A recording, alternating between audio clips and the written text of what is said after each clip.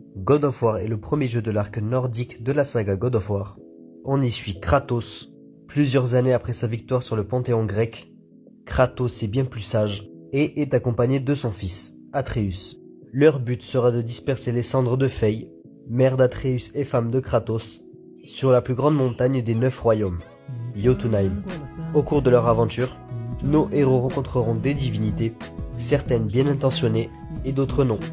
Donc voilà, je vais vous donner mon avis sur le jeu, donc si vous ne l'avez pas fait, je vous conseille vivement de le faire, et si vous l'avez déjà fait, je vous conseille vivement de le refaire, histoire de se remettre dans le bain pour Ragnarok.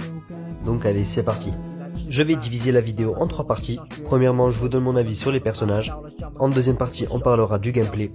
Et pour finir, on parlera de l'histoire. Donc allez, c'est parti, on commence avec les personnages. Kratos est super intéressant dans ce jeu. Là où dans les anciens jeux, Kratos n'était qu'une bête féroce, assoiffé de sang et de vengeance, ici nous avons un Kratos bien plus sage. Son caractère colle très bien au lieu où il se trouve. Il est bien plus froid qu'à l'époque. Mais c'est une évolution logique. Kratos a compris ses erreurs. Et plein de fois dans le jeu, il demandera à son fils de ne pas faire les mêmes erreurs que lui. Néanmoins, ce qui fait que Kratos est très intéressant dans le jeu, c'est la relation qu'il va avoir avec son fils. Plus on avance au fil du jeu, plus il sera chaleureux avec lui. Et on apprécie vraiment voir Kratos changer peu à peu, avoir de la complicité avec son fils. Le moment le plus intéressant de son développement, c'est lorsque son fils Atreus est malade. Ayant fait en sorte qu'Atreus ne sache jamais sa véritable identité, Kratos a entraîné sa maladie. On le voit donc dévasté, il se sent responsable de la perte entre guillemets de son fils. Et c'était vraiment super intéressant de voir le contraste entre l'ancien Kratos, représenté par Athéna et les lames du chaos, qui a été refoulé par Kratos, mais qui sait que pour avancer, il doit accepter son passé. Kratos est vraiment le meilleur personnage du jeu, et peut-être même le meilleur protagoniste, tout jeu confondu. On enchaîne avec Atreus, le fils de Kratos, plutôt sympathique. Il nous permet de découvrir les secrets de Midgard, avec notamment les nombreuses fresques et inscriptions murales. Mais, je trouve vraiment que le développement d'Atreus est assez chaotique. J'ai bien compris qu'on voulait nous montrer un personnage qui mène un combat intérieur entre ce qu'il est et ce qu'il pense être, mais du coup ça crée un personnage bipolaire et dans certaines situations c'est assez désagréable. Atreus reste quand même un personnage sympathique, mais c'est sûr que comparé à Kratos, il fait tâche. Mais ce qui va être intéressant, ça va être la future relation qu'il aura avec son père, dans la suite, car nous avons découvert à la fin du jeu que le nom qu'Atreus devait porter est Loki.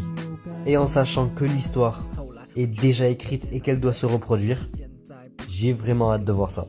Bon, concernant les autres personnages, ils n'ont pas de développement autant significatif que nos personnages principaux. Pour la faire courte, on comprend d'où vient la haine de Baldur envers sa mère. Du côté de Freya, à l'origine étant une alliée, elle se transformera en ennemie.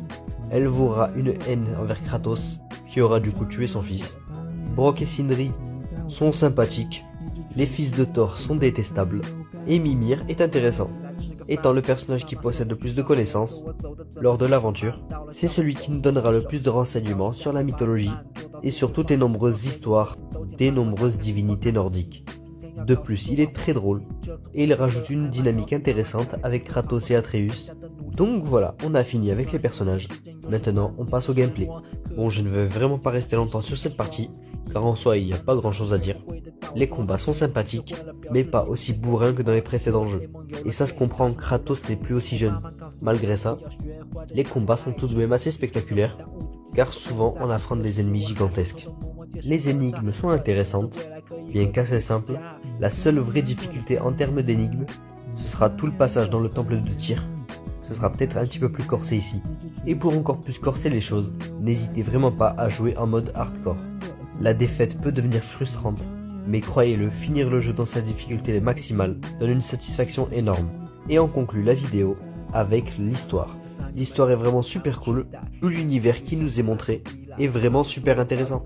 On a envie d'en savoir plus sur les divinités nordiques, et notamment Tyr, qui aurait voyagé dans différentes contrées, les contrées grecques, les contrées égyptiennes, les contrées japonaises et même les contrées aztèques.